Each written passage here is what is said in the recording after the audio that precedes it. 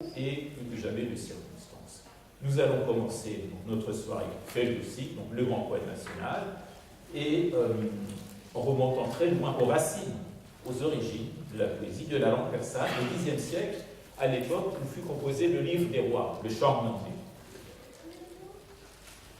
Donc de Ferdowsi, poète national par excellence, il s'agit d'une épopée de 120 000 vers qui a constitué une somme monumentale de mythes, de légendes, de récits du patrimoine iranien le plus ancien, mais également, alors ça c'est très important, un socle linguistique.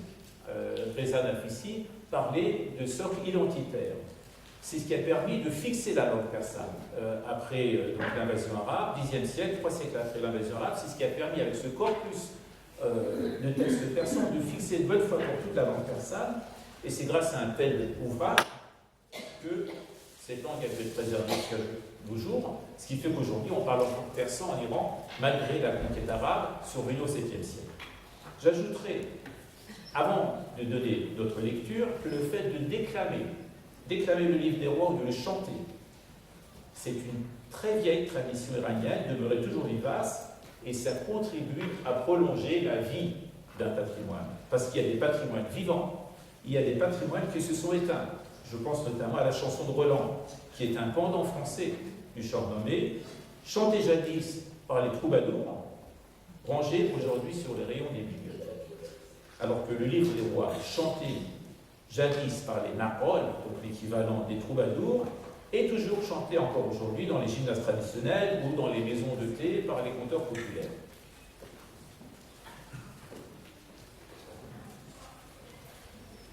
La poésie, pour continuer d'exister, pour prendre corps, doit être dite à haute voix, récitée, chantée.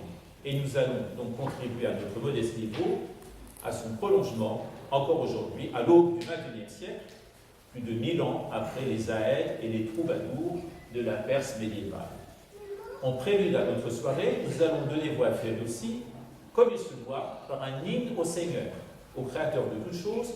Rien ne saurait aboutir sans son invocation, et Ferdowsi raconte dans ce poème ses premiers pas dans sa gigantesque entreprise. C'est un poème qui est gravé sur son mausolée, qui fait à la fois office d'épitaphe et de testament pour les générations d'Iraniens à venir. J'ajouterai que, pour que rien ne soit perdu de la saveur et de la musique du texte d'origine, je lirai en persan à chaque fois quelques vers du début du poème concerné. Et donc, pour finir avec cette entrée en matière, je précise aussi que je suis l'auteur des traductions que vous allez entendre. Et maintenant, donc, quelques mots peut-être à Mathieu pour son choix musical à propos de donc cette première présentation de Ferdowsi. Mais il faut commencer par commencer. On va commencer par le battement, puisque le battement, comme je vous le disais l'autre soir, c'est le début à toute chose. On va commencer par le...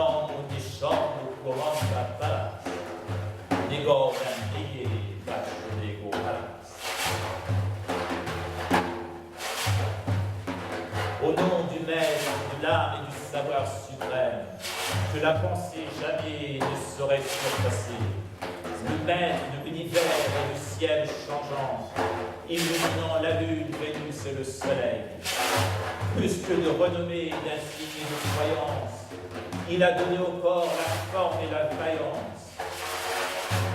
Il se trouvait jadis un livre des temps anciens. Cet ouvrage contenait bon nombre de légendes. Chaque maître du temps en prenait un fragment. Chaque esprit avisé en tenait une parcelle.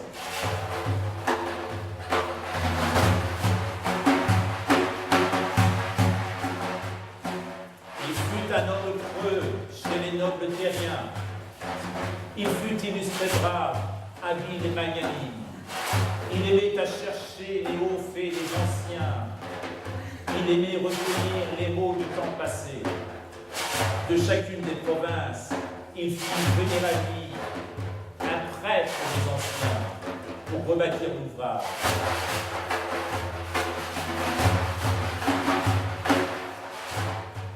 Il s'enquit auprès d'eux des rois de l'univers et des guerriers illustres à l'étoile bienheureuse. Sur les temps d'origine qui virent naître ce monde, qui nous parvint si misérablement, et comment, sous le signe de bienheureuse étoile, chaque jour on vit s'accomplir des exploits. Ces nobles, un par un, devant lui récitèrent l'édit des souverains et de la course du monde. Des prêtres, des héros, des souverains, des mages. Il entendit les mots et composa l'ouvrage. Bien plus qu'envers les rois, les démons ou les anges, les grands comme les humbles chantèrent ses louanges.